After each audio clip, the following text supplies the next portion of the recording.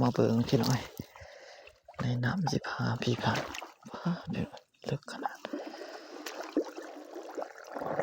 มาเบิ่งกันพี่น้อยเดี๋ยวพี่น้องสิบ่เชื่อว่าได้มีแท้มีจริงพี่น้อยหอยนี่พี่น้อยพี่เด้อสิเอาขึ้นให้พี่ให้น้องได้มาเบิ่งได้บ่เนาะสุดที่พี่น้อยพี่อย่าเอ้ยพี่น้อยพี่ลึกหอยพี่น้อยนี่เดี๋ยวพี่น้องสิบ่เชื่อพี่น้อยพี่ซ้ำสิจับพี่น้อยซ้ำสิเอานี่สบายดีพี่น้องวัดจุดสู่สี่คนพี่น้อยมื้อนี้หากินพี่น้อยหาหอยพี่น้อยใส่ถุงเสื้อเอาพี่น้อยพี่สิมาจกบาทหนึ่งพี่น้องมาเบิ่งกันพี่ลองใส่ถุงว่าได้ร้ายได้หน่อยสักใดทำส้มไหม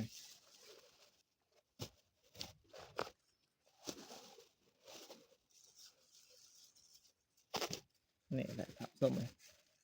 น่าจะประมาณได้2 ปองพี่น้อยยังอีกเบื้องหนึ่งพี่น้อยเบื้องนี้ก็มีพี่น้อยเปรียบเทียบว่าบางบอนบางพื้นที่บ่มีได้พี่น้อย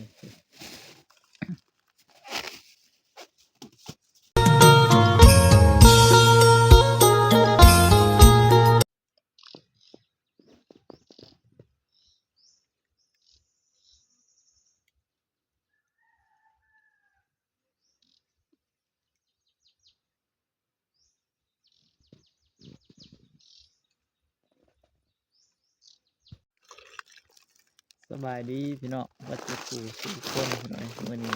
หากินพี่น้อยหาหอยพี่น้อยหาหอยหากลางหมอกพี่น้อยแต่ว่ากลางหมอกนี่เป็นประมาณทางส้มไหมก็ได้แต่หอยแล้วพี่น้อยมื้อนี้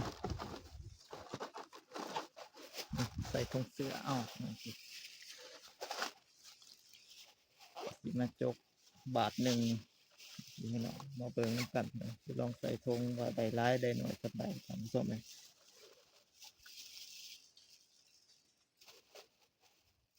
บ่ได้ถือกระของพี่น้อยคิดว่ามันสิบ่มี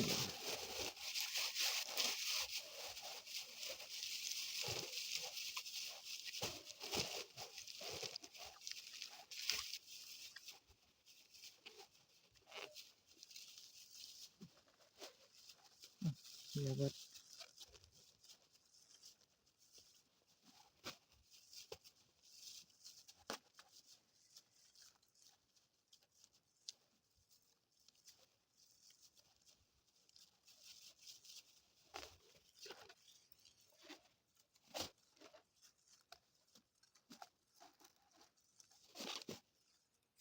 ถุงคางถุงหนึ่งพี่น้อยเบื้องหนึ่ง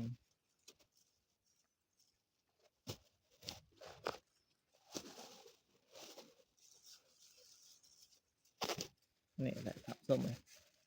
น่าจะประมาณได้2 ปองพี่น้อยยังอีกเบื้องหนึ่งพี่น้อยเบื้องนี้ก็มีพี่น้อย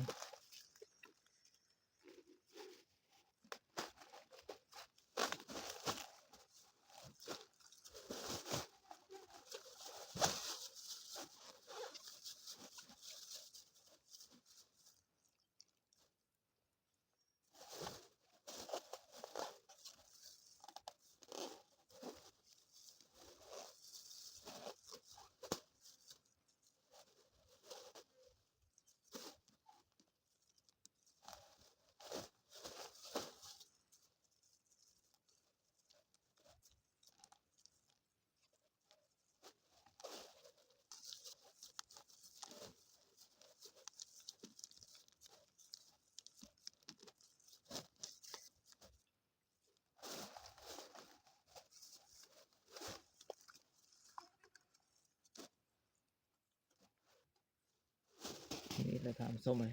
แต่ลายเติบพี่น้อย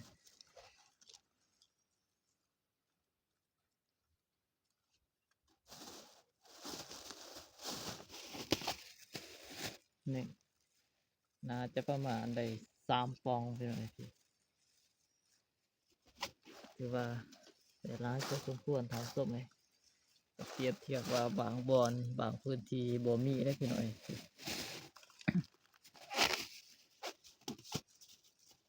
ก็เสียดายพี่น้อยตอนลงมาบ้านเราไต่บ่ได้เอาอันนั้นโทรศัพท์ลงพี่น้อยมันหนักมันก็เลิกแน่พี่น้อยจะถ่ายยากทำส้มก็เลยบ่ได้ถ่ายพี่ให้น้องได้มาเพิ่งมาส้มน้ำกันพี่น้อยก็ได้ถ่ายแต่ตอนขึ้นมาพี่น้อยนี่แหละก็จังน้อยก็สิได้ลงตื่มพี่น้อยว่าสิได้หลายๆหน่อยสำใดพี่น้อยก็มาเบิ่งพี่น้อยนี่ลงอีกบาทหนึ่งก็สิได้เดินทางกลับบ้านพี่น้อยเด้หน่อยเด้มันจะบนใหม่พี่น้อยก็หาเอาแต่ตามงาใหม่แล้วพี่น้อยตอนนี้ก็สิได้ลงตื่มทำส้มก็สิได้บ่มีค่าตั้งกล้องทำส้มก็เลยสิได้บ่ได้ถ่ายพี่ให้น้องพี่น้อยเพราะว่าน้ำมันเลิกแห้งทำส้มต้องได้ยังลอยไปพี่น้อยพี่น้อยแล้วก็มาลุ้นเบิ่งว่าสิได้ส่ำใดพี่น้อยเทื่อที่2ทำส้มมาเบิ่งพี่น้อยในน้ำสิพาพี่ผ่านพี่น้อยลึกขนาดมาเบิ่งกันพี่น้อยเดี๋ยวพี่น้องสิบ่เชื่อว่าได้มีแท้มีจริงพี่น้อยหอย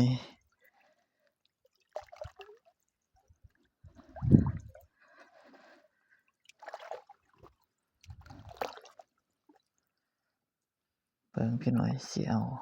บาทหนึ่งนี่พี่น้อยหน่วยบางใหญ่ทำสมัยเอาตามคอนใหม่พี่น้อย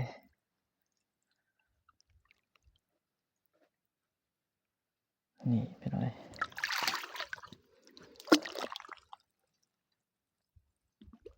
โอ้เสียดายพี่น้อยนี่ปลาก็หลายพี่น้อยแต่ว่าน้ำมันเลิกแห้งนี่ได้เกิด3หน่อย3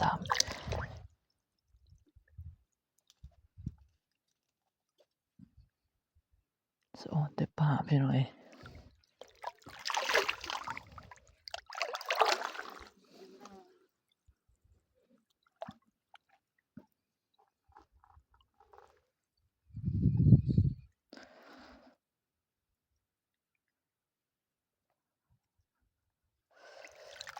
มาเบิ่งนี่พี่น้อย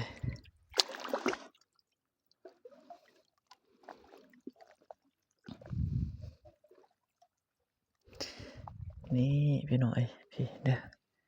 สิเอาขึ้นให้พี่ให้น้องได้มาเบิ่งได้บ่เนาะสุดที่พี่น้อยพี่อย่าพี่น้อยพี่ลึกหอยพี่น้อยนี่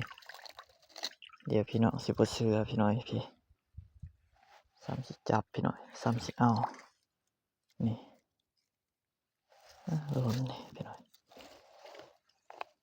นี่พออีเมหอยพี่น้อยทั้งใหญ่ทั้งหลายทำศพให้พี่นี่บาทหนึ่งพี่น้อยไม่ขอนไม่น้อยๆเต็มจับ